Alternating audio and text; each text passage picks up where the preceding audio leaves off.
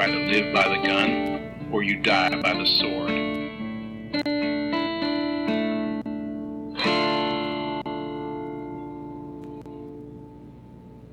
Welcome to The Good, the Bad, and the Weird. I'm Nico. And I'm Chris. Chris, what's that in the distance? Is that the Lone Ranger and his Native American sidekick, Tonto? Wait. No, that's just two white men. One painted white to hide the fact that he's not Native American. Johnny Depp. Yeah. Oh, God. Thankfully, that is not the specific Lone Ranger we're talking about today. Oh, but no. as with all things that have been modernized, you cannot escape the new version of the thing. The one where they literally paint him in whiteface to hide the fact that he is not Native American. It was a choice. They made it. Yes. Specifically today, we're going to be talking about the 58 Lone Ranger movie. Yep. Or no, sorry, 1956. 1956, yes, that one. That's the one we're going to focus on. But with the Lone Ranger, you can't just talk about one Lone Ranger. No. Not really. God, no, you can't, because, I didn't, when we decided we were going to do the Lone Ranger, I had a hard time finding, an actual DVD to buy. Mm-hmm. And so 56 was the most recent one we could really get a hands on. Yes. The early 38 versions are in 38 and 39. The movie serials. Yes. Those are actually all on YouTube right now. Because at this point, they're so old, I think they're considered public domain. Yes, and I think that public domain, it's either 38 or 36. Anything before that is public domain. Yes. At this point. And then on top of that, the Lone Ranger is one of a few interesting cases where the Lone Ranger wasn't originally a movie, nor was it originally a book. It was originally a radio show. Yes. And honestly, if especially now that we all don't have anything to do with our lives, or we're working from home, if you haven't listened to the Lone Ranger radio show, which is impressively easy to get a hold of, you look up anywhere to get it. It is a great time. I highly recommend it. It's in fact the reason why I originally wanted us to do this. Yeah. Was I am a huge fan of the Lone Ranger radio show from the 1930s. Yeah. Wow, I have no life. Well, I mean, the Lone Ranger, see, I didn't watch or listen, I've never listened to the Lone Ranger or watched any of the movies until we decided to talk about this. Yeah. Movie. And so, I didn't realize how old it was. I knew it was a radio show. Mm-hmm. I didn't realize that it started in 1933. Yep. And has 2,956 episodes. And not just that, incredibly popular episodes. Mm-hmm. This wasn't a background thing that aired occasionally. This was something that people actively tuned in to listen to week after week after week. The Lone Ranger radio show wise is almost on the same level as the Superman show or the Sherlock Holmes show. Yeah. Which, for its time, that's saying something. And the fact that it's still going is impressive. But the thing that's kind of weird, and something that I think I've found, especially since talking to some of our friends and my relatives about watching this show, I don't think a lot of people our age have seen any of the older Lone Ranger stuff. No, or even really been exposed to it, because, I personally, my brother, his Nintendo name is Kimosabe. And I knew it was from Lone Ranger, but I knew absolutely nothing about it other than it was from Lone Ranger. Yeah, it's like how a lot of people know that Hi-Ho Silver Away is from Lone Ranger, but honestly, I don't think anyone has actually watched the Lone Ranger scream that at them for multiple minutes on end. Well, and I think the other thing is Lone Ranger comes from a much different time than ours. Oh, I mean, boy, does it. Nowadays, you've told me there's podcasts that have their own fictional worlds and universes. Oh, sure. And I talked to my parents, and just to see, because I know some technology lasts longer than expected, because WXYZ, which is what the Lone Ranger originally aired on, was active was active from 1923 to 1984. Yeah. Well, my parents never really listened to radio broadcasts or radio shows. My mom remembers, well, she wasn't sure if it was Lone Ranger or if it was another one, but she remembers listening to it between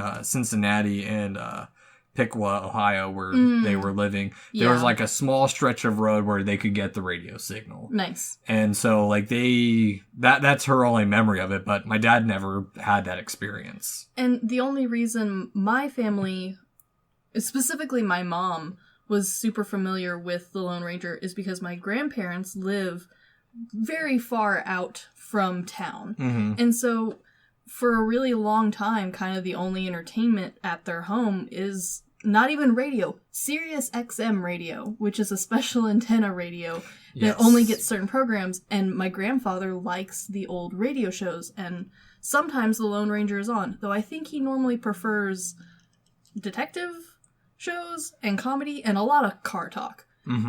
We all grew up listening to car talk. Yeah. But that's kind of the only reason that she knew the old Lone Ranger. My dad had, of course, seen the movies. I think the 2003 one is the one he was most familiar with. Okay. And I know he'd seen some of the older ones because my granddad on his side likes the Lone Ranger, more or less. But yeah, it wasn't. I don't think it was at the end of its tail for our parents' generation, but not out of obscura. Yeah. And then now with our generation, it's just kind of common knowledge, I think, which is kind of too bad because it's gold. Yeah, and like, I mean, it's a very clean and I will say it's a very clean story. It is a very clean story. Just the series in general, because we were talking a little bit before this that part of the reason we don't really have a drink today is because the Lone Ranger doesn't drink. No, never.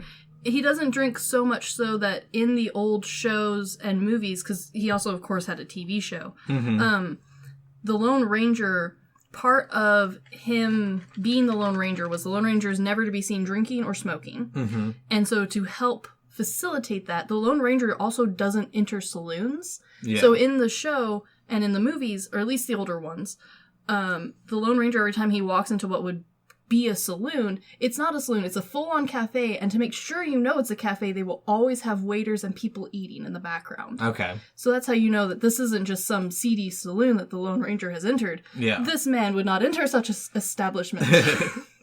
And see, for me to get ready for this episode, I listened to a handful of the radio episodes. Unfortunately, they weren't in order, so... No, and honestly, though, with the exception, I think, of the first 4, which, good luck getting those, there's no rhyme or reason. Well, it was meant to be kind of whenever. Episodic and serial. Yeah. I mean, there's a couple that I ran into where it was part 1 or part 2, but they didn't have, like, the first part. Yeah.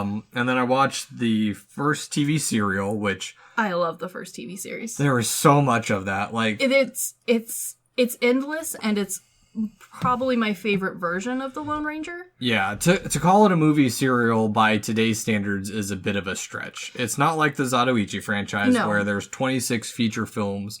Each one of these was a 15-minute series. And I think it was partially because the way movies back then were enjoyed was different. Yeah, and I mean, it also was released in 1938. Yeah. So it's really before that was a huge pull. And the other thing to remember, and partially why I like the old TV show movie series, is because this was something that wouldn't have been released all in one go. This was something that they would have released every week or every month to the movie theater, and so you would go every week or every month to the movie theater. This is a bit like having a live TV show, but there was no TV shows back then. Yeah. And so it's kind of fun because you really don't have to watch them in any, like, you could watch them in order, and, like, yeah, it'd be nice, but you really don't have to. If you miss a week, you're good, because they recap at the beginning of every single episode. See, it kind of makes me think of how some cartoons have turned. Oh, yeah. Like The Grim Adventures of Billy and Mandy that we grew up watching, or like Ed, Ed and Eddie, where there were 2 short episodes within one 30-minute time block. Yeah, yeah. Same thing with, more recently, I guess, Adventure Time, and that's my most recent cartoon reference I have. Well, and I think it's one of the more recent ones that kind of also fits that bill. Not all the time, but for several episodes. Yeah. Where, yeah, they were packing a lot of story in all at once because they knew this was something that you were probably going to rewatch a couple times. Yeah. Or this was something to keep you talking with your friends for the whole week until the next episode came out. Yeah. Which, I mean, I kind of like it that way because you don't need to have a lot of time set aside to really enjoy the show. It's not like One Piece where there's hundreds of episodes to even get caught. I mean, Lone Ranger has thousands, but it's something you can like sit and just listen to while you're working. So in an 8-hour workday, you could potentially get through 16 of them. I would say I think I got through quite a lot of them last week. I did too, but boy. And the other thing that I like about the Lone Ranger, the series, which this encompasses both the books, which I have read a few of the older books, the TV show. Can't say anything for the comics. Never gotten my hands on those. Yeah. But with the exception of a very small handful of scenes or episodes where a character was introduced or retired, you really didn't need to know anything about anyone or anything happening. You just needed to know Lone Ranger's the good guy. Tonto's his best friend, also a good guy. Kind of sidekick, kind of partner. Yeah. Which, honestly, for the time is a bit progressive. Well, because, like... Yeah. Well, yes and no. Okay, so the Lone Ranger exists in kind of a weird bubble. And my husband remarked on this when he watched it, because he had never seen a single Lone Ranger thing until we made him watch this movie. And his comment was, wow, the background white people aren't very good people. No. And that's kind of on purpose. Yeah. Actually, no, it's completely on purpose. No, it is. The Lone Ranger, and I think there's only been 4 exceptions to this rule. The Lone Ranger's bad guys are always going to be normal Americans. And normal and the most recent one with Johnny Depp. That one I don't know if it counts. I don't know. It's like ex-Confederate or something, so they're still going back to that. Yeah, but the goal of the Lone Ranger was never to make enemies out of a minority group. Yes. With the exception of, I think, the 4 episodes, and I think it was supposed to be set in the Mexican-French War. Not entirely sure. I have no clue. But it is an interesting insight to the Wild West that we see with other Westerners, like specifically John Wayne movies, but we also don't. Because the Wild West was a lot more diverse than a lot of people give it credit for. Oh, yeah. And I want to go into that in a little bit. I want to go back a little bit and talk about kind of the origin, because that was something that I was kind of interested in, because, like, this is such a piece of Americana culture that like we've mentioned before, it's become pop culture at this point where we make references to it and don't even know the source material for the most part. For sure. And I think also the Lone Ranger, much like a lot of superheroes, because that's what he is he's a superhero, more or less. He's a superhero before superheroes. Exactly. And so most people at least know the origin stories of a good many of the superheroes that are out there. The Lone Ranger, I think a lot of people originally knew it, and now I think it's just kind of faded from everyone's memory. Yeah. Does the newest movie reiterate it? Yeah. Well, yes, really. Because they kind of try and bring a weird supernatural element to it. Yeah, and it's that was strange. Yeah, we can get into how bad that is later. Yeah, but I honestly think the origin story of the Lone Ranger really enhances you enjoying the Lone Ranger. Yeah. Is it required? No. But does it make everything make a lot more sense? Oh, yeah. Well, and I'm going back to like the TV, or not even TV, the radio show where so Lone Ranger was created by 2 men, one named Fran Stryker and George W. Trendle. Sure. Fran Stryker was a writer for radio and comics. George W. Trendle was a producer, and together they created the Lone Ranger, and I didn't know this, the Green Hornet, which was a spin-off of the Lone Ranger where it was his nephew. Or his okay, so uncle's nephew, whatever. The Lone Ranger is related to the Green Hornet. We'll get back to that, though. And so like we mentioned, the original radio show spawned 2,956 episodes. Yep.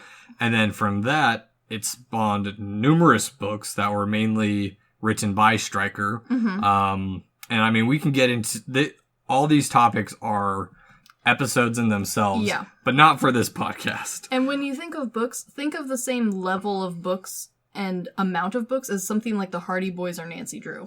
Yeah, they were ceaseless. I think my mom mentioned that the Hardy Boys actually also started as a radio show or something. I think so. Haven't listened to the Hardy Boys. I've been too caught up in Johnny Cash.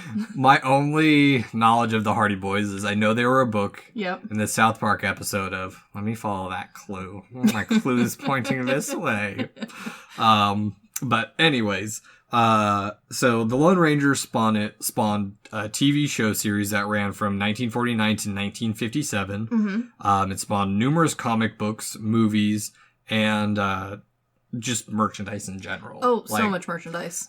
I mean, I'm sure there's so many movies we could go back and see now, knowing that it was such a big part of this time there's a reference to it or something. And not just movies, but even just normal commercials. There was multiple car commercials that would use the Lone Ranger or Tonto's catchphrases as a way to help sell their cars. People used his image to help promote them being a good moral company, which wasn't helped by one of the guys who played the Lone Ranger actively wanting to just dress up as the Lone Ranger and go around town. Well, yeah, true. But another thing to look at is kind of the longevity of this series too, because I found out, and now I want to try and track it down. There was a NES adaptation of the Lone Ranger in 1991, almost 70 years later, or 60 years later, they made a Lone Ranger video game. And honestly, I feel like maybe someone out there in the video game world should revisit this concept, because it's not a bad idea. We kind of have something similar with Red Dead Redemption. Oh, yeah, no. I mean, but granted, the main character in Red Dead Redemption isn't not a good guy. not the Lone exactly. Ranger. But, I mean, Red Dead Redemption was a damn good game. Yeah, and I think, the Lone Ranger's a little dated in how pure he is, so I feel that... I can see what you mean, but at the same time, gosh, he's so wholesome. Yeah, I mean, we love that pureness to it. Like, it's a little bit the same way that Superman's innocence and purity has, for the most part, remained the same. Granted, we've attempted to rub dirt on him, looking at you, DC. But for the most part, I think you can't separate the two. No, he's... But, I don't know, most of the time, it doesn't work. I agree. Most of the time, it just dates itself. This is one of the few instances where it's really charming. Yeah, no, I mean, it feels old-timey. It feels old-timey, and it also feels like the American way, in some back way, twisted way. Well, I mean, it's... Honestly, it is the ideals of the Americas of the 30s before the government did the whole MK Ultra and created the hippie problem that became all that bullshit. That's another topic. But also in TV shows that I haven't got around to watching, the Super Mario Bros. Super Show, they have an episode called the Provolone Ranger. The Provolone Ranger. And even Power Rangers has Wild Wild West Ranger. Yeah, and honestly, a lot of kids shows, when they were referring to a Wild West episode, the Lone Ranger, or some part of him, does manage to make an appearance. Yeah, or they'll go right to Clint Eastwood. Oh, yeah.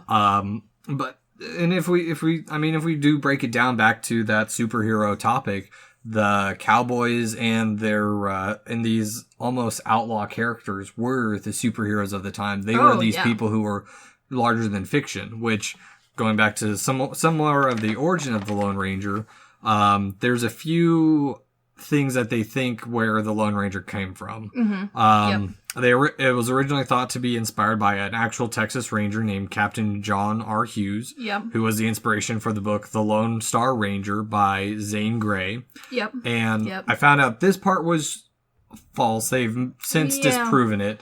But it's a good idea. Well, not that, but the next bit. It was possibly inspired by this man named Bass Reeves. No, that man just actually was the Lone Ranger. Yeah. No, well, they've determined that, no, he was not inspired by Bass Reeves. But Bass Reeves is an interesting man in himself. Bass Reeves is a badass motherfucker. Badass from right here in Arkansas. Bless him. He was the first black deputy U.S. Marshal west of the Mississippi River. That's what they say. There's multiple ideas that he wasn't the first, but he was the most prolific. He was such a badass. He wasn't just the most prolific black deputy. He was the most prolific deputy west of the Mississippi. To the point where there was a guy who got drunk, doused his wife in kerosene and lit her on fire.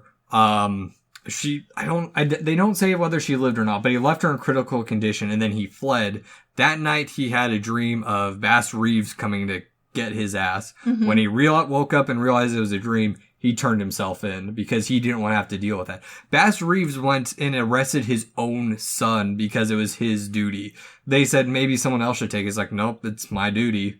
Went out, got it. And part of it too is, I mean, it's kind of, there is a lot of parallels between him and the Lone Ranger because no, there really is. Bass Reeves escaped slavery and lived amongst the Native Americans. And that's part of how he got his U.S. Marshal job is because at this point, this was the Wild Wild West. Oh, yeah. And he knew the language. He was familiar and he was friendly with the Native Americans. Yep. And so that's why he was so good at what he did. And on top of that, Bass Reeves, and this is one of those things where usually history lets us down a little bit. As far as anyone can tell, not with Bass Reeves. The man was as pure gold as the Lone Ranger himself. Yeah. Everything that we can possibly find points to him being the most morally good person on this planet.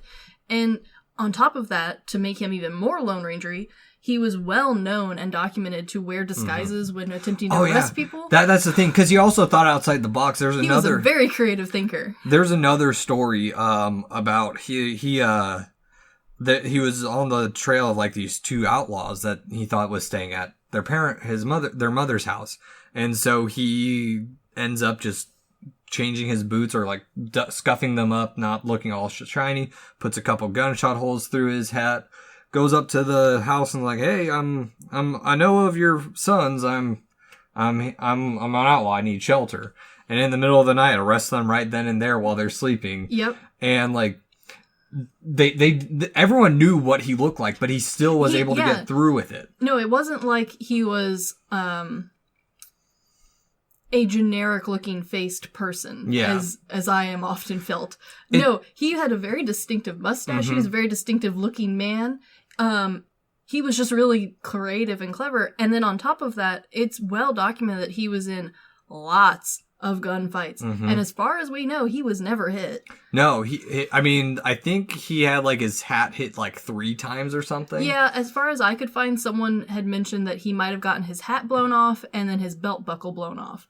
But other than that, man was never shot for how many times he was in gunfights. Yeah. And as far as everyone can tell, he was also really enthusiastic about a proper trial and understanding. Yep. Like, you don't just go in guns blazing, justice in your own hands. He was really into capturing and going to jail, and that's now someone else's problem. Yeah, very, very much like the Lone Ranger. He wasn't there. He only killed in self-defense when he had to. And the only time he actually was held up in court, part of it was it was racially motivated because, again, he's in Arkansas in the South post Civil War time. Yeah. I mean, it wasn't a safe place for a black man, especially a black man in power. Yeah. But he accidentally killed the camp cook trying to get a jammed bullet out, and I forget who was actually in charge of the trial was trying to pin him because, hey, we can get this guy out of our hair. But anyway, there's so much we can talk about Bass Reeves. There's literally hour-long documentaries on Bass Reeves. He's incredibly interesting, and I highly recommend you watch those. He deserves, honestly, a great biopic or a movie about him. Yeah, no, really. Oh, and then to make sure that you understand that he is definitely the Lone Ranger in real life, he on multiple occasions, because he was friendly and could speak the languages of the Native Americans, a lot of the time they would escort him places, and so he was often seen with a Native American scouting out with him. So, definitely was, in fact, the Lone Ranger. Yeah, exactly. But even though that there's those parallels, they've since proven from Yeah. that he wasn't the inspiration for it. And unfortunately, we also don't know if he was inspired by the Lone Ranger either. Most likely not. I don't think the two knew each other existed. No, and Bass Reeves was before the Lone Ranger, because, but anyway, back to the Lone Ranger himself. Another interesting aspect with the Lone Ranger is that Tonto didn't appear until, like, the 11th episode. Yeah, no, he wasn't right off the bat, which was kind of a weird thing for radio, because one of the things that you find with radio, and especially radio shows that have thus continued on in popular culture, is it's really important for the main hero to have someone to talk to, thus why we have Batman and Robin. Yeah. Because otherwise it's a lot of self-monologuing, because it's all audio. You can't see anything. And so that was part of the reason they made Tonto in the first place, because they found that the Lone Ranger needed to say lines so people knew what was happening. Yeah. But he was just going to be saying them to himself. Yeah, and Tonto was actually in the radio played by two men, John Todd and Roland Parker. Yep. I could not find much information on Roland Parker, but John Todd was a stocky man of Irish descent. Yeah. And in live appearances, he was often replaced by a Native American. Yeah, which was hilarious. Mm-hmm. But also led into a weird thing with Tonto, because in the TV show and in the earlier movies, Tonto is played by a, as far as we know, actual Native American. Yeah, so in the TV show, he's played by Jay Silverheels, who is of the Mohawk tribe, which I did not know that was a group of people. I think they're in the Canadian region now? Yes, he's Mohawk and Canadian origin. He's of the Six Nations Indian Reserve in Ontario, Canada. Yes. And then later on in the movie, specifically the movie we watched, the Tonto is played by a different person who we don't have time to go into his backstory, because who was this man? We don't really know. There's not a whole lot on it. But also there's a lot on it. The man changed his name an awful lot. He'd take different stage names. He changed his name on his marriage license for reasons we don't really know. We're fairly certain that he was actually part of a tribe, but because his social security card, his marriage license, all of the names he put on his... We're idiots. It is Jay Silverheels. That's the same person? It's the same person. See, okay, this is the problem. He changed his name a whole bunch, and then for his acting career, he even gave himself a more Native American stereotype sounding name. He called himself Chief something or other. But I don't remember the other part. Let's see. But yeah, he's also very interesting. Unfortunately, both way too much and not enough to talk about. Yeah.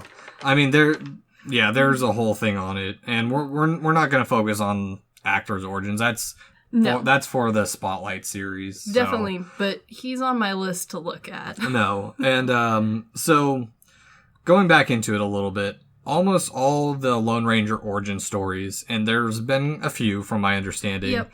The most consistent is that the Lone Ranger is a survivor of an ambush of outlaws led by Dutch Cavendish. It's always Dutch Cavendish.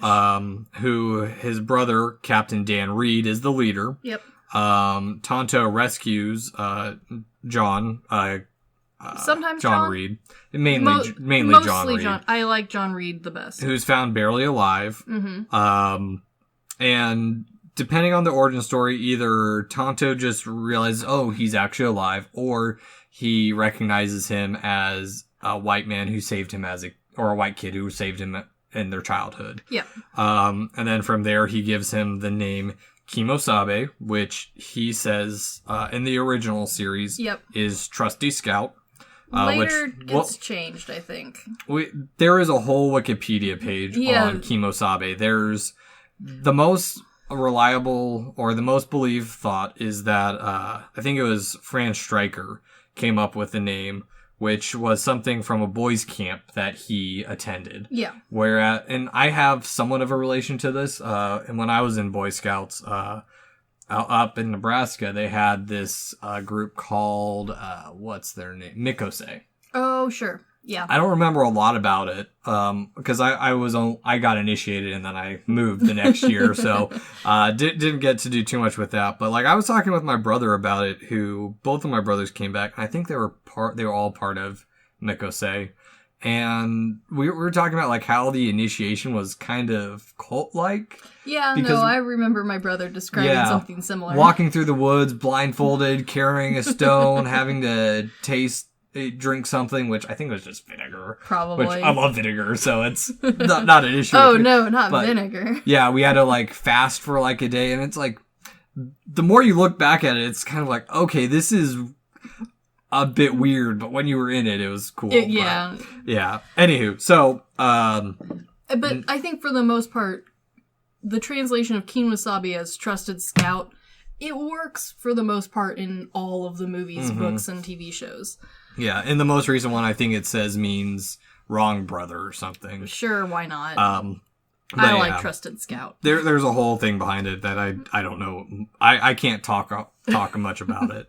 And so from this, John makes a domino mask out of his brother's vest. And depending on the version of the story, either he stops his vigilante justice after capturing Cavendish, but in many versions, he continues to serve the frontier until the West is not really civilized, because he's just kind of there for justice all the time. Justice, but kind of working as a mediator between the Native Americans and the evil white people. Yes. You missed one very crucial point. Okay. Tonto, after finding him alive and, chopping up his brother's vest to make him this awesome mask, buries... The legend is that there were six scouts total, 6 rangers total, and 5 of them died, but Tonto made 6 grave markers. He buried all of the Lone Ranger's brother and friend.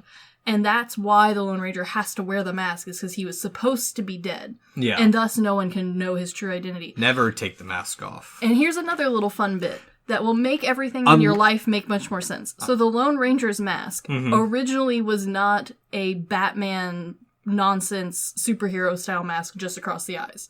It was a full face mask that full on covered him, no mouth hole. The man is not eating or drinking while wearing this thing. And it's kind of scary looking. Because if I remember right, the domino mask actually comes from the Italian Carnevale. Probably, but Carnevale masks range so greatly, I wasn't 100% certain which one they were going with. No, never mind. The domino mask is what he wears. Yeah. Well, whatever they use in the original movie is...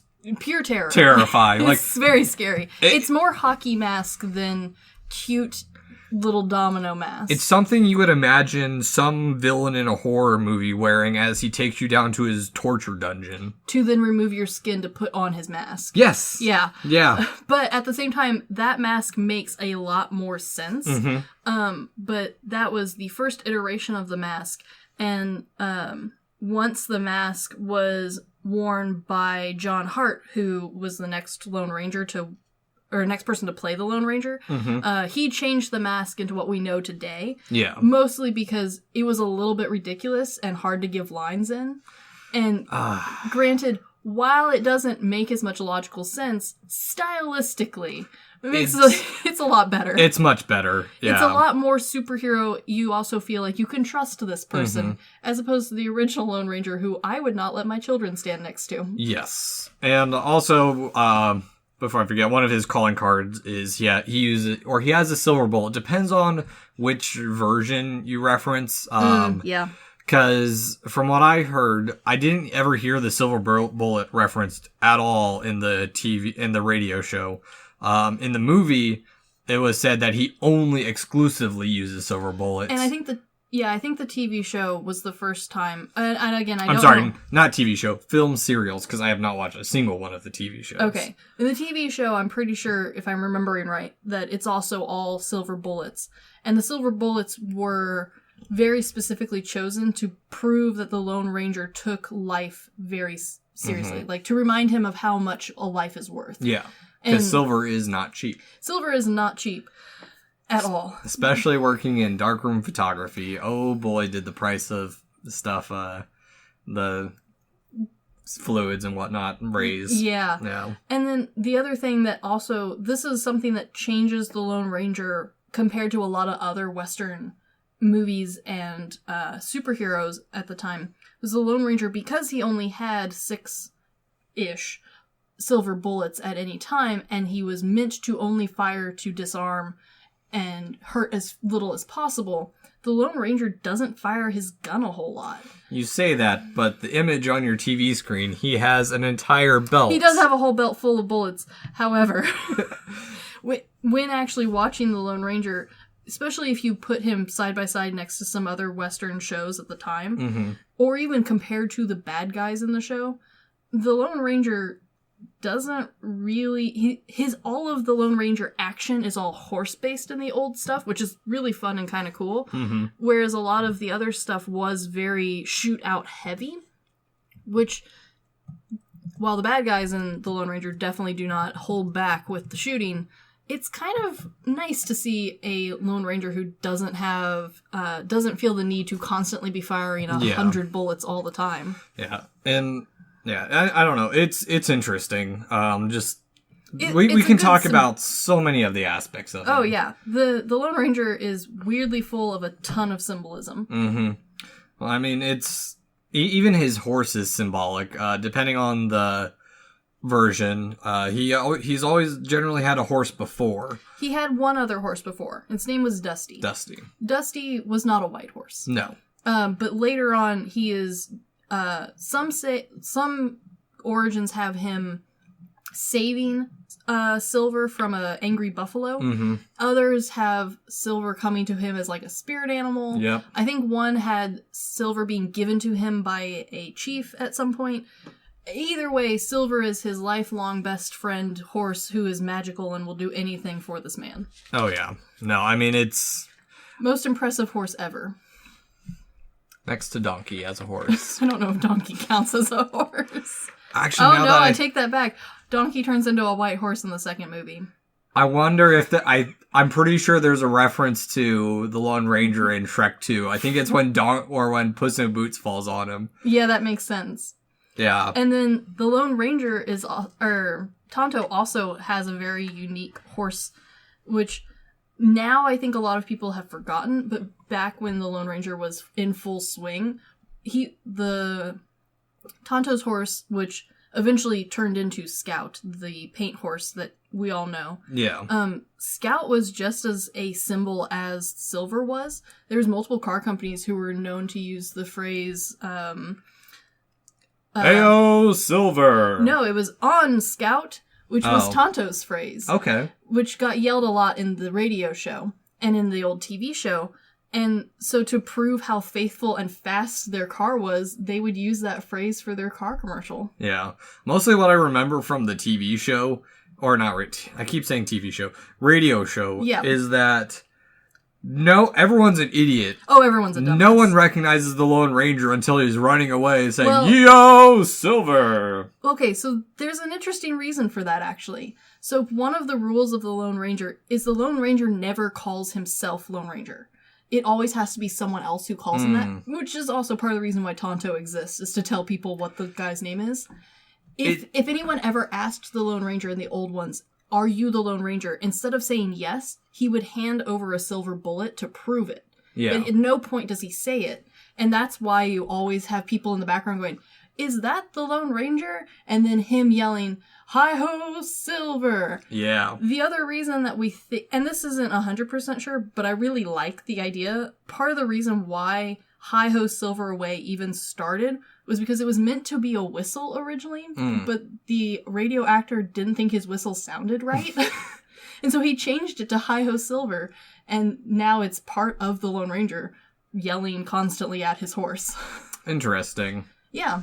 Yeah. So, I mean, we've spent a good time talking about just the origin and everything around the Lone Ranger. Yes. I kind of want to get into the movie itself now. Sure. So let's return now to those thrilling days of yesteryear. Oh, back in the old-timey times. Old-timey times. 1956. Which I was looking up. 3:10 to Yuma came out the year after this. A very different movie, but also a Western. Very different, but a very transitional time for Westerns. Yeah. Because at this time, for the most part, we had classic Western films were very much the old cattle rancher movies, where there was a clear good guy, bad guy. Most of it revolved around them trying to get the cattle from one place to another.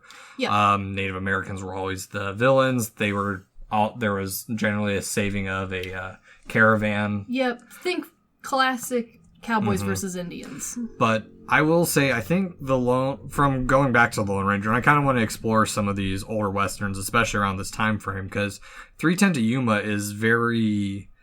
There's a moral ambiguity of the hero, of his duty. And I think more than not, a lot of the old ones, especially looking back on them from nowadays' point of view, I think that was kind of how a lot of them were. It was painted to have this person be the bad guy, this person be the good guy. But looking at it through today's lens and knowing historically what was actually happening, I think a lot of people would say it's a little bit more ambiguous than it was originally meant to be. And even when we get into spaghetti westerns, there's still the Native Americans or the Mexicans are the bad guys generally. Yeah. Whereas like the Lone Ranger is this one weird movie or series that honestly sits in between. And I don't know how the TV show or anything led to this, because every TV show I listened to, there weren't many Native Americans other than Tonto for the most part. Yeah, he's definitely the predominant one. And then in the movie, in the 1956 one, he's this mediator between the Native Americans and the white people, where the Native Americans almost recognize him as one of their own.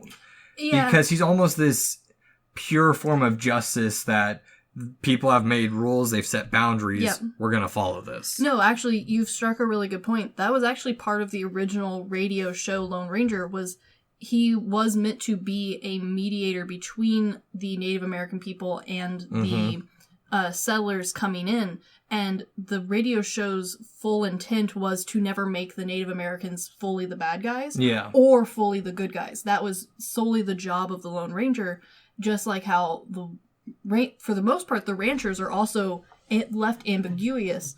There's always that one bad guy, but he's always obviously a crook. Yes.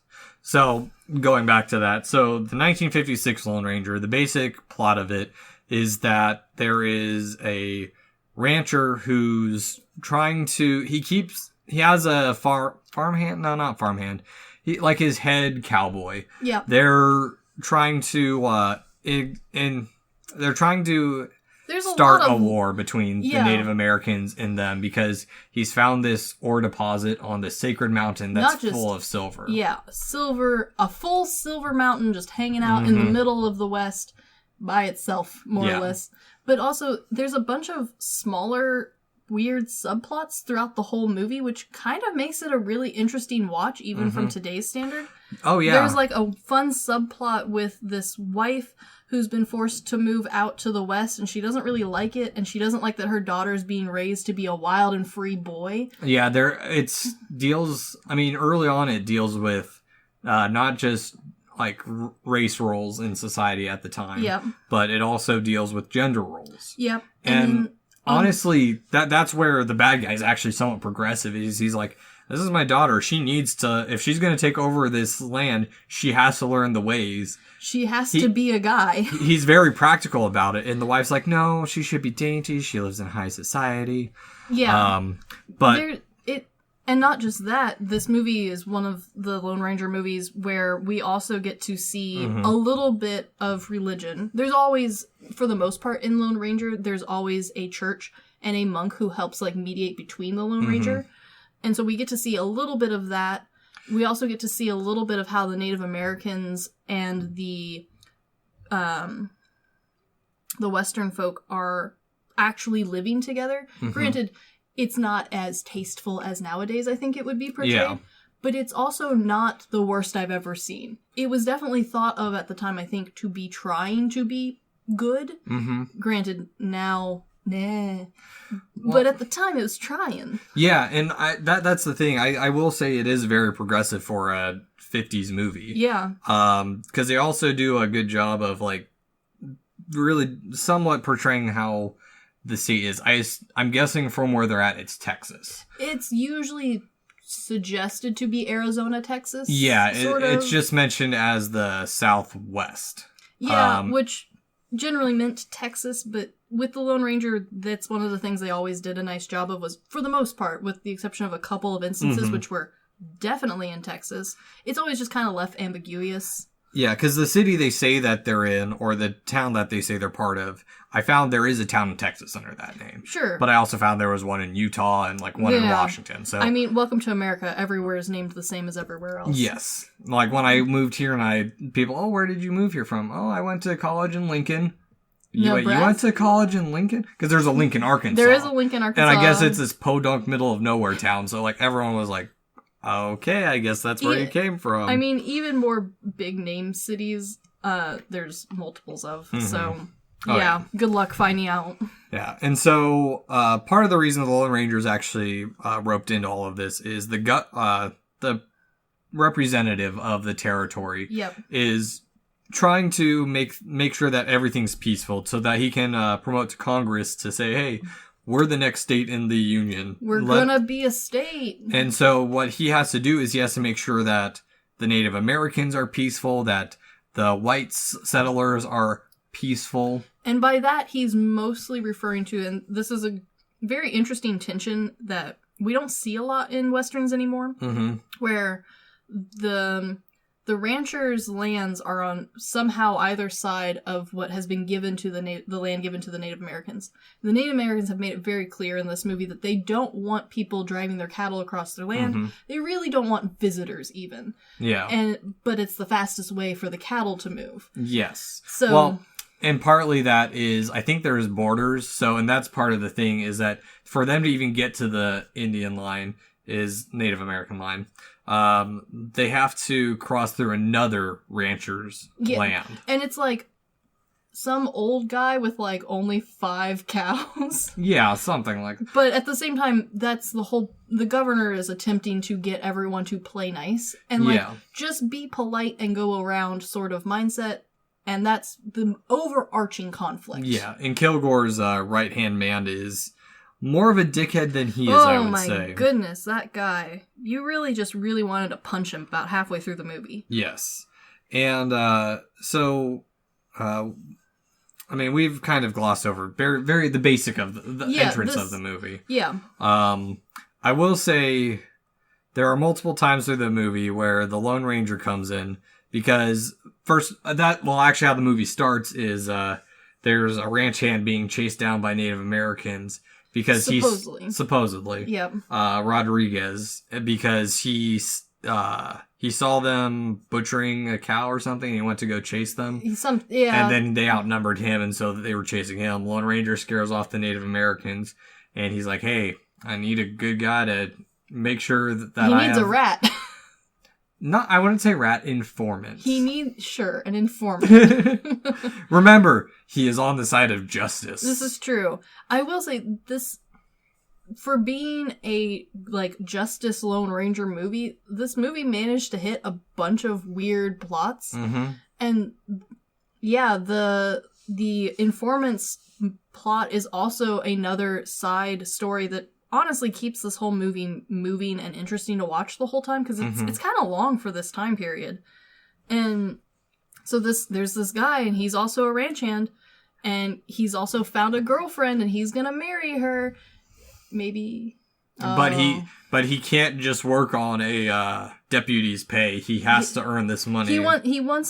He wants to prove to her that he's a good stand-up guy who can make $1. He's a man. He's a man. So he agrees to take on this job mostly for her, but then once he's roped in, the Lone Ranger's like, well, if you're already going to be there, you just let me know how it goes. Yeah. You don't have to do anything. You don't have to say anything. Just let me know who's doing what when. Not even be there because he gets kind of bullied into a lot of the townspeople get bullied into it.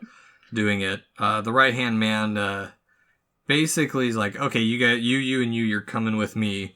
And he wanted to use Rodriguez as not necessarily a rat, but just kind of like someone to tell him, hey, this is where the tension's coming from kind of thing.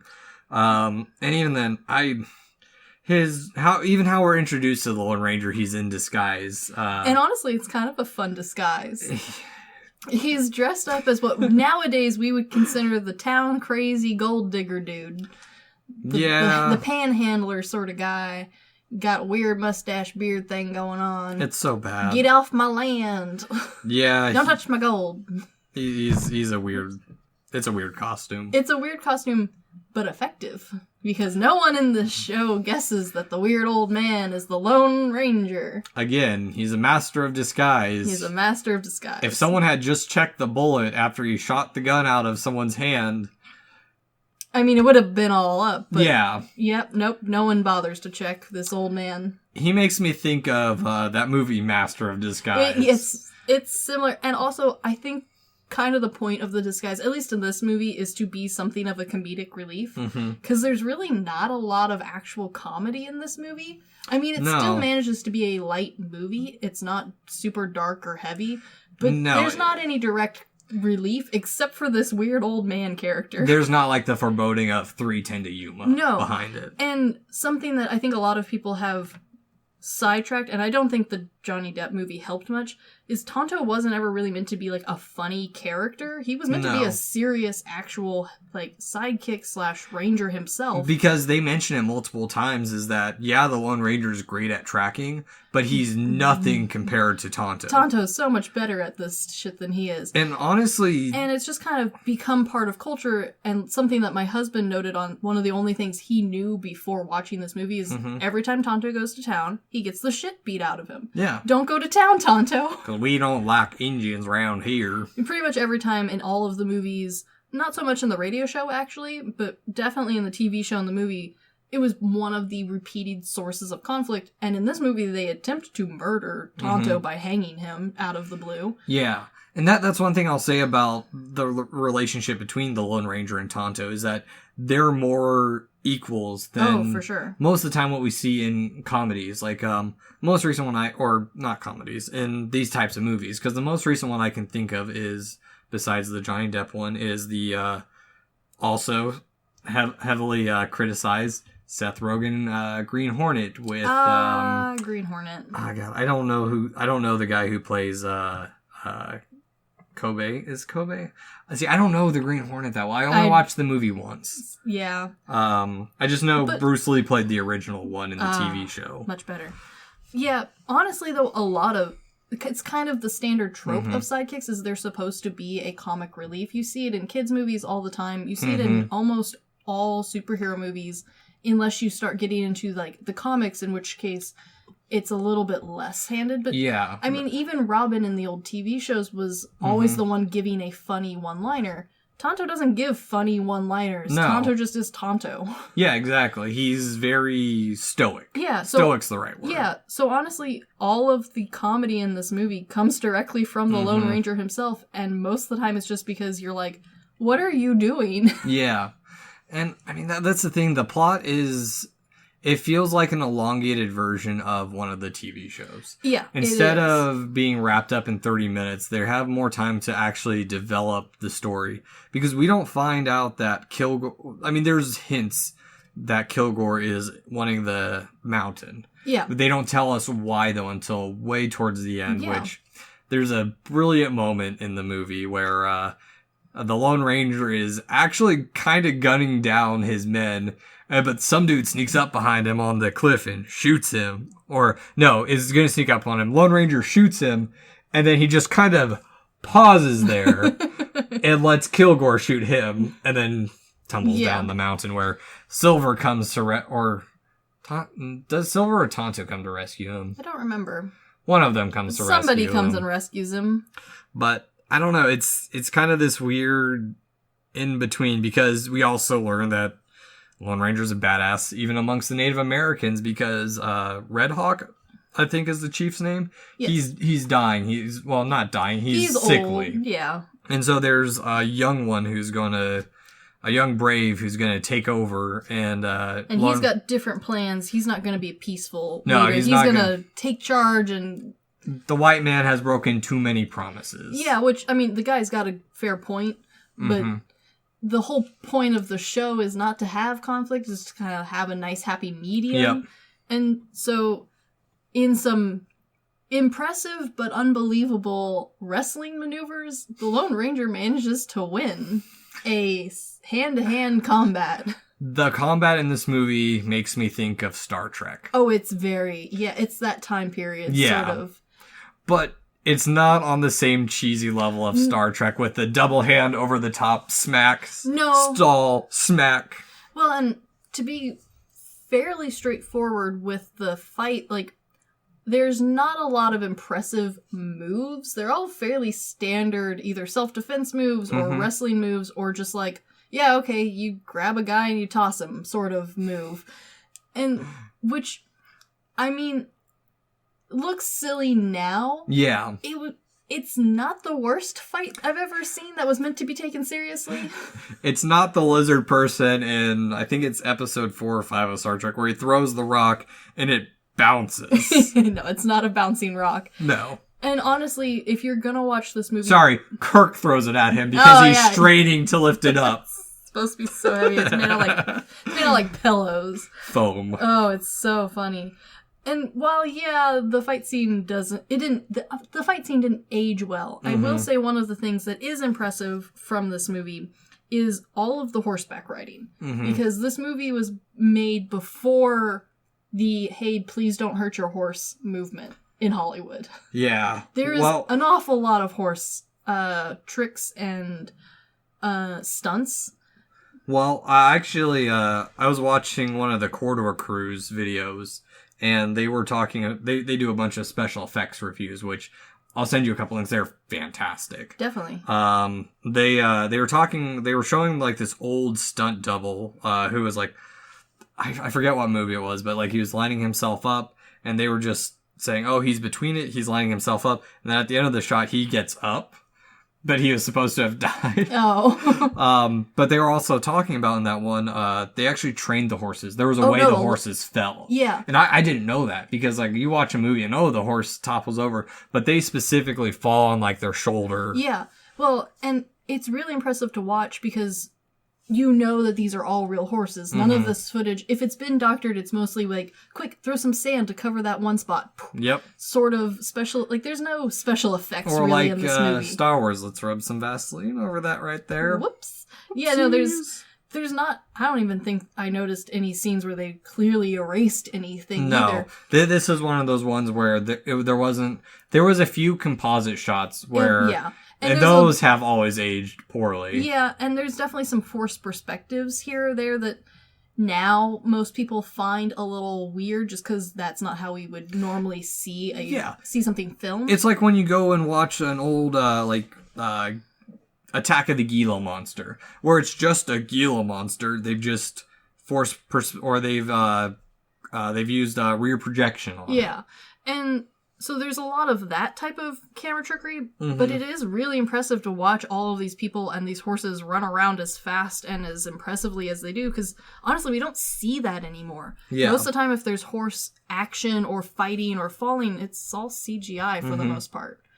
Yeah, and another aspect of the movie that I kind of find interesting is that not only do the Native Americans blame the white landowners and ranchers, they also blame themselves for not being steadfast and actually holding them to their word. Yeah, which is it was an interesting double take on the normal Western problem, because it's usually presented very one-sidedly. You either are for the Native Americans or they're the problem in the Western movie. In this one, no one's in the right, with the exception of one person who is always in the wrong, and that's the bad guy in the show. And so another thing that I forgot to bring up a little bit before, when the Lone Ranger is shot, I like that part because up until then, he's very Superman. Yes. Tonto's injured. Tonto's almost mortally injured. Yeah. And he's untouched by anything. And then he gets shot, and it's like, oh, he's just a man. Like, he's not some ghost, or like in the new one with Johnny Depp where he's like, you are a spirit walker. You cannot die in battle. Well, not the old Lone Ranger. No. Well, granted, the old Lone Ranger dodged more bullets than any person ever in this entire planet. He also never was meant to be untouchable. That was part of him. And it's part of the reason why this movie in particular I like as a Lone Ranger standalone movie. Because you do get that dynamic. Whereas with the radio show, you kind of had to wait a long time until they got to a, like, I need a really big suspense moment. Yeah. Sort of what we would now think of like a season finale sort of moment. And I don't know, it's kind of an interesting point because, well, I actually watched the other, Roger Clayton? That sounds... Clayton Moore. There we go, Clayton Moore. Clayton Moore. There's actually 2 movies with him. It's this one and The Lone Ranger and The Lost City of Gold. Another good one. They're very episodic. Yes. They're much like the Zatoichi franchise, where like each one is kind of a standalone. And I think I've talked about this before. I think that we almost need something like this back in our cinema again, because honestly, I'm tired of, like, you know, I get an overarching story. Like, the first 2 Iron Mans are pretty good. Yeah. The first one's great. The first one's great. I will concur, though, the third one is not nearly as good. Exactly. Yeah. And it's it because fell off the tracks. They're trying to create, like, they start off with one good movie that has a start and an end, but then you have to start tying it into a larger cinematic universe, and then everything becomes interconnected, where, like, to the point where you can't watch most of the Avengers movies without watching at least one chain. Oh, I watch the Avengers movies the same way that Ant-Man experienced the Avengers movies. So if he doesn't know who that person is, neither do I. Yeah. Because I was also stuck in a vault the entire time. Exactly. And honestly, Lone Ranger, especially since it shares so many similarities, like something like Robin Hood, the old one, honestly, it would be really nice to see a world where it's not a world building, it's just episodic. We have this world, it exists, it's not complicated, it's not unnecessarily extravagant, it's just the world, and here's this character, he does things. Well, we almost see it in anime movies. Anime movies are definitely as close as we've gotten in recent years. Yeah, especially like any of the Bleach or Naruto movies, where Naruto's a good example. Where the movies, it's good to know like some of the other arching characters. No, you know which one is a good example? Dragon Ball Z, the movies. You don't really need to even watch the show. You just watch the movie. You know who Goku is. You know that the world has superpower people in it. And now you just watch along for the ride. Granted, if you watch the show, now you have more insight and you know more about those people, but it's not necessary. Yeah. See, I've never actually seen a Dragon Ball Z movie. You need to watch the one with the purple cat god. He's my favorite. That's the one that I've been wanting to watch for a long time. I just haven't sat down because I know he slaps Bulma and Vegeta loses his shit. It's gold. One of my favorite current movies from Dragon Ball universe. Yeah. So, at the end of this Lone Ranger, Kilgore is about to enter Native American territory. And the marshals are there with a warrant for his arrest. And he's like, I was never involved in this. This was his doing, the right-hand man. And the right-hand man shoots him and then runs off and is... I mean, the right-hand man is arguably the more evil person throughout the whole thing, but he definitely wasn't the brains of the operation. No, he's the henchman. But he is a damn good henchman. Oh, he is. Also, along the way, Rodriguez is killed. Yes, Rodriguez does die. He never gets to marry the girl. He does buy her a nice hat, though. Yes. She gets to wear to his funeral. See, here's what I like about Kilgore as a villain, is because towards the end of the movie, he's like, oh, my daughter's been captured. He fakes it all, too. Or no, he doesn't. The Native Americans actually do capture him.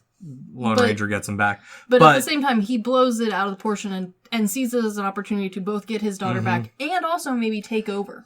But it also shows, like, the lack of respect he has for his wife. Because he sends the daughter off to be safe while the wife is going to be there. She's going to be with her man if they're going to die. Yeah, and, like, then on top of that, the wife who is portrayed throughout the whole movie as being a very sensitive person who really never wanted to be here in the first place.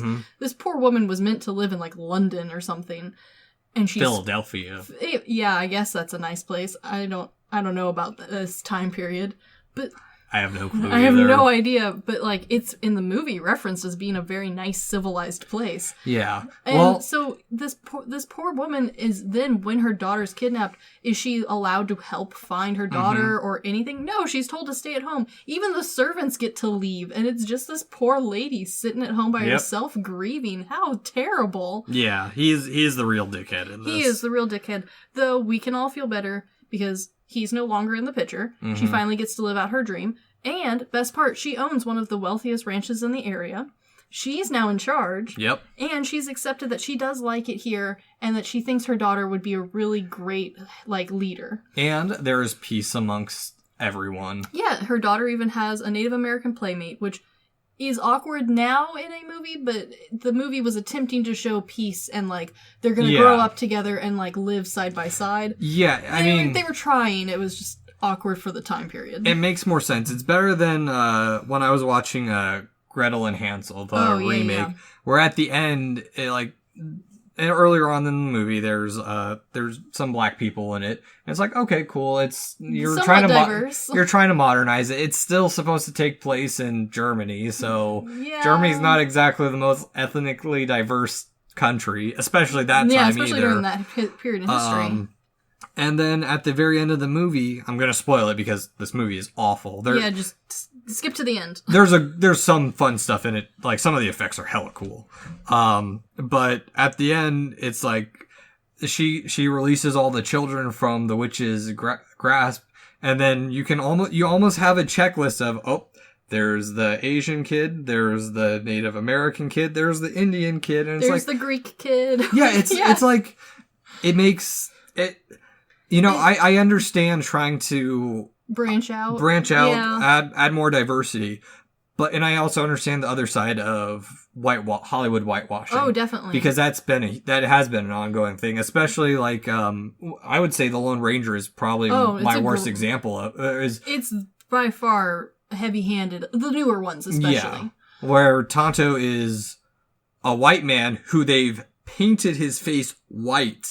They didn't even try. No, it's sucks, awful. Especially because the old Lone Ranger, while granted doesn't show as much black diversity as was accurate during the time period, because there was a lot of free black people who really helped civilize the West and build these ranches, and they weren't just hands, they owned the ranch. Mm-hmm. So was the Lone Ranger lacking diversity there? But honestly, for the most part, the Lone Ranger was ahead of its time in showing Native Americans being portrayed by actual Native Americans. Yes. Which... Not like that, the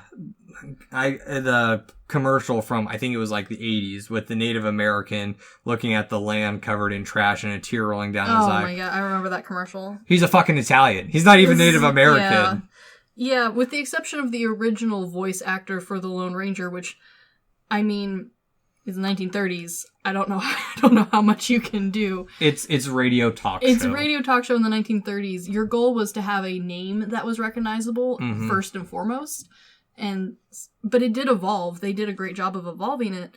And then we backtracked, and I think, honestly, that's why the new ones suck. Yeah. Well, it's part of the reason. Secondary reason is the original Lone Ranger always built off of the Lone Ranger universe. It's very rare that we had a Lone Ranger, or older Lone Ranger, that was truly a standalone redesign of the Lone Ranger. Mm-hmm.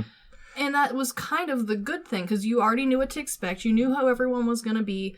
Did they change the Lone Ranger's, given name a couple times? Yeah, a few times he got a new name, but, honestly, no one called him that. Yeah. His name's the Lone Ranger. It didn't With the exception of the 2003 and 2013 movie. Yeah, and see, I've only seen, the most recent one, and, it's by far the worst one, I'm sorry. Oh, no, the 2003 one was better. It's awful, especially at the end where they're just playing the William Tell Overture over and over and over again for 15 minutes, and it's stop. Yeah, no, I got tired of it. And that was the thing that was really disappointing to me, was the original Lone Ranger's soundtrack was all classical music for a reason. They didn't have the budget for a new song, and so all of those pieces were public domain. Yeah. And they could just play them whenever they wanted, and it got to the point where those songs were the Lone Ranger's theme songs. You couldn't separate the two. But that doesn't change the fact that they are public domain songs. Yeah. They're old as shit. But they're recognizable. And that's the thing, too. That goes back to the thing you were telling. It was a name that was recognizable. You also needed a song that was recognizable. Exactly. That's the great thing about this movie. This thing has the trifecta. It has recognizable names. Yep. It has recognizable music. Yep. And it has one-liners. It does. And honestly, if the new Lone Ranger disappointed you incredibly, watch the older ones. Any of the older ones. because even the actors who played the Lone Ranger, if you watch the old Lone Ranger and you're like, wow, that was fun, look up any of their other careers. Like, no one who played the Lone Ranger just kind of shoffed off the face of the earth and didn't do anything else. They were all incredibly prolific Western actors, including Tonto. Yeah. No, and I don't know. It's, for me, going back and watching, because I watch a lot of old movies, you know that. Yep. Most of the old movies I watch, though, are from the 50s. Yeah. Which this one is from the 50s. But if you go even further back to like the 38, 39, those ones have not aged well at all. But I will say the 56 and 58 movies, not terrible. No, not that bad. They're aged. It's something you can show your child. Yeah, no, these are definitely something that, like, if you don't have anything else, like, if you've run out of Disney movies to listen to, The Lone Ranger's a good option. And see, that's one thing I want, though, too, is, like, I feel that the failure of, especially the 2013 one, is the marginalization of the supposedly ethnic side character. I also think that, and we've harped on that quite a bit, because it's a big aspect of it. It is a huge aspect of it, but there's another part of it that really stands out, and it's something that I think the new ones people don't realize is the problem until you've gone back and watched these older ones. The newer ones portray the person who is the Lone Ranger, who then evolves into this Lone Ranger, as kind of an idiot. Like, he's not good at anything. He's kind of like a city boy in half of them. Or, this is my gun. This book is my gun. It's like, piss off. Yeah, no, he's not the, pillar of justice badass that the original one was. Is the original one's a goody two-shoes? Honestly, no. No. He's not. He's a good guy. He's a morally upstanding guy. He's not a goody two-shoes. And that's kind of where the new ones also rub you the wrong way. Because, having the characters not portrayed correctly, having the time period even not portrayed correctly, which honestly was a huge struggling point for me for the 2013 one specifically, but also the 2003 one had troubles with it too. But, so not getting the time period even kind of close. Like, what are all of these costumes? What is this landscape? What is this town supposed to be? Yeah. Like, and see, for me, I'm not super inclined to the costume design, just because that's never been my strong suit. But like, for me, there are some movies where, like, what was I watching? To be fair, at least the clothing feels like it could be from that time. It's close, but I think part of the reason Lone Ranger has always felt like a complete world without needing the background bits, like people physically telling you, like, oh, we're in town X, Y, and Z. Yeah. That's the barber shop. That's the cafe. That's the grocer. Was because the Lone Ranger, for the most part, all of the sets were designed as established towns or well-established, well-built ranches, whereas the two new movies kind of show it as like a half-finished house or a half-built town. It's the front of the railroad kind of town. Yeah, which honestly kind of diminishes the importance of the Lone Ranger because the whole, like, part of the Lone Ranger is this interaction with the churches, which were a very stylistic church. They're all of that Arizona kind of classical mud and timber framed buildings that honestly look a very specific way. And if you don't bother to have churches, then, well, now we've lost a whole side character, one of 3 side characters from the series. And then on top of that, if the town's not even finished building, who is he supposed to save? Yeah. Why is he out there? And that's the other thing too with the 2013 movie is, I mean, there has to be more to it. It just can't be this gung-ho save the damsel in distress anymore. Yeah. And even then, because we've related this back to superhero movies. Honestly, in superhero movies, it's only been the most couple recent Marvel and DC movies where we've seen a minority as the lead. Yeah, and honestly, I think it's only been the most couple recent superhero movies that we've also seen that the main character is not a complete, like, waste of space who just happens to have superpowers. Yeah. It's literally someone who, like Wonder Woman, who is a good example, someone who's actually born and raised a warrior. She knows what she's doing. Yeah. As opposed to the 2013 Lone Ranger, which Tonto, who's supposed to be this superhero who's born and raised to track, he's done this his whole life. Mm-hmm. Well, in the film for both that one and even a little bit in the 2003 TV movie, he's just kind of there, not doing anything. Like, he comes to help whenever someone's hurt. He's like a first aid kit. And then in the 2013 one, he's a creepy, crazy old man. But he's not even he's not even just a creepy old man. He's crazy the whole movie. Part of that, too, is it's Disney. It's the people who created Pirates of the Caribbean. So they're like, who's a kooky character that we can put on? And that's the thing, is we're past that time frame, too, where we can cast a minority of or person of different skin color as the comic relief. Yeah. Like, we can't really do that so much in cinema anymore. And we're also at a weird point where we don't see, like, the sidekick being the white man. No, and it's also, I think, as a whole, and this is something that I know you've harped on a bunch in the past, especially with the Marvel Universe, is I think as an audience, we're ready for sidekicks who are not just comic relief. Yeah. Or, like, an actual sidekick, which was what Tonto always was, and was part of the reason why the Lone Ranger was so popular, was there was no sidekick. And there is one movie where there's not a... And this harps back to all the points I've talked about on this movie, and why I think Tarantino is a brilliant writer, and why Django Unchained is so fantastic. Yes. One, we have a black man who is a strong, powerful character. Yes. And the German guy, who normally the German is a bad guy in a movie. Especially in American films. Oh, exactly. And Christoph Waltz is fantastic in it too.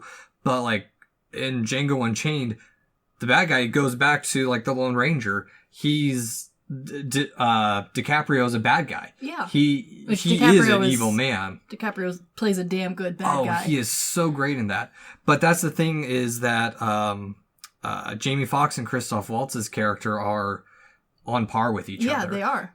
Christoph Waltz is arguably more so the sidekick character. Sure. I mean, you always, in storytelling, it's almost impossible to have someone who's not a secondary character. It's just, I think as a whole, as an American audience, I think we're ready for a not a sidekick. Yeah. We're ready for the original Lone Ranger's style of writing. Granted, will the original Lone Ranger, does it fit in today's narrative? I don't think how it was originally portrayed it does. However, looking at the popularity of Western films, and even looking at how some of the older films have come back and been recreated with such success and with such, with such care and effort put into them, I don't see why a proper Lone Ranger reboot, even if it was something like a Netflix series, I see it could be really popular. Yeah, and I mean, we still have... It's the Wild Wild West is so ingrained into the romanticism of the Americana culture that, honestly, I do want to see more movies where they have this duality of things, where it's not just the clear black and white, like the Lone Ranger. Like what was it? There was a movie I was thinking of earlier where they did a really good job of this too. God. It wasn't Wild Wild West, I'll tell you that right now. Oh, God. Wild Wild West was... That's something else. I don't know if it counts as a Western. Not really.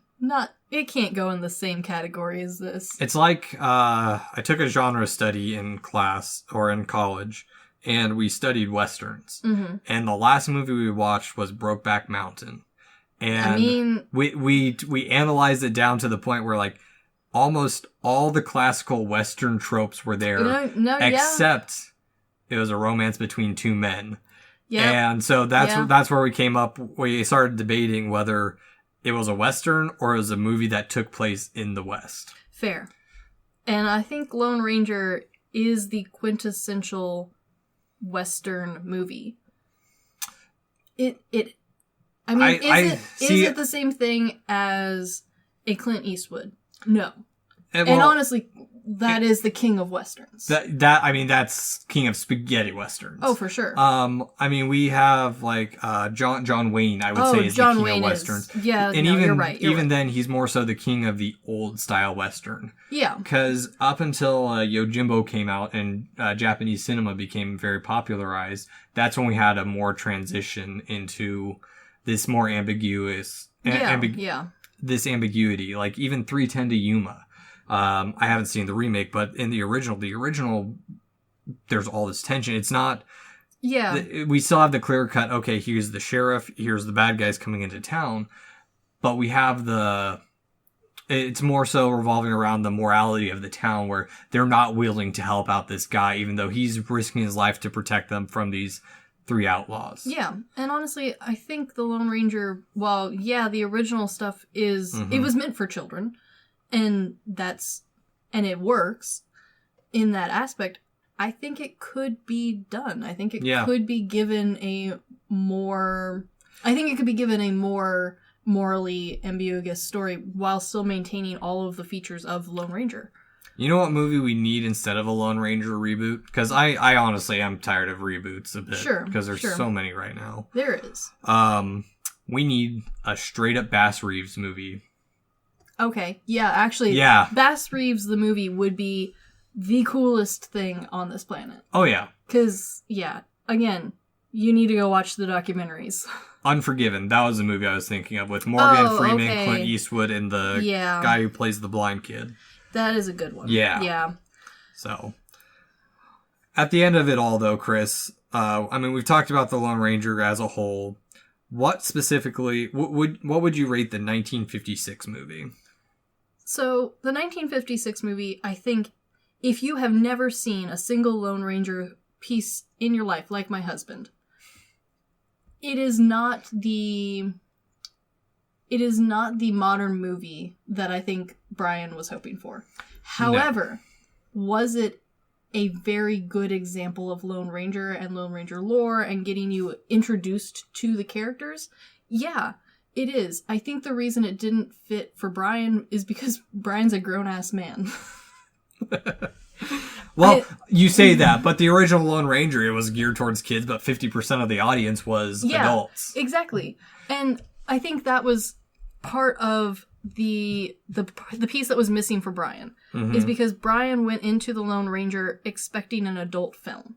He was expecting something closer to what he'd seen other Western movies or spaghetti Westerns be. And the Lone Ranger wasn't that. So I think for this movie, if you go into it understanding that this is meant to be a kids' Western movie, it's a movie of its time. It is a movie of its time. Understand that, appreciate that, and look at it as something of a time capsule, because it is a very interesting time capsule movie. This movie is fun to watch, though. Yeah. And honestly, if you have nothing better to do right now, this movie's really fun. Yeah, Is it my favorite Lone Ranger piece? No. No. Hands down, no. Is this one of the better Lone Ranger movies? Yeah, I think so, actually. No. Of the ones I've seen, this is the one I can recommend the most. Granted, I've only seen the 1956, the 1958, and 2013 movie, so I'm not an authoritarian on this subject at all. Oh, and I've not seen every single Lone Ranger piece out there. No. I'd have to wait several years to get through all of it, I think. There is a cartoon series, too. I've seen a little bit of the cartoon series. I've not seen all of it. But honestly, if you've ever had interest in the Lone Ranger, this is a very good introduction to the Lone Ranger. It's a good way to get started into the Lone Ranger. And it is a family-appropriate Western. Yes. Which is not something I can say very often. Yes, and I would say definitely the 56 version, because it feels like that classic piece of Americana. It really does. The 58 movie...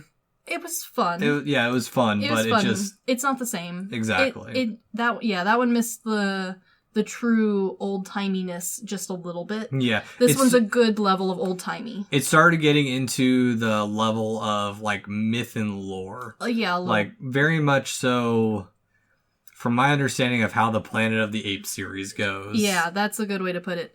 However, if you are not necessarily worried about a family-friendly experience and you are willing to just listen, podcast style, which I hope you are, you're listening to one now, the old time radio show is honestly, that's my favorite. Yeah. That one is so much fun to listen to. It is so entertaining. You can leave it on forever, it feels like, and never really get bored of listening to Hi-Ho Silver, away! Yep. Forever, it feels like. That, honestly, that is my favorite one. That is the one I would recommend to anyone who's really, truly interested in it. If you're not sure, this movie is great. This movie is a very fun and entertaining thing to watch. I would give it a watch. It's a nice, lighthearted break from everything. Everything that's going on right now. It really is. Well, anywho, this has been The Good, the Bad, and the Weird. Thanks for listening. Peace, and happy Mother's Day. Fly, Taka. On Scout. Hi-ho, Silver. Away. Goodbye, Johnny Depp.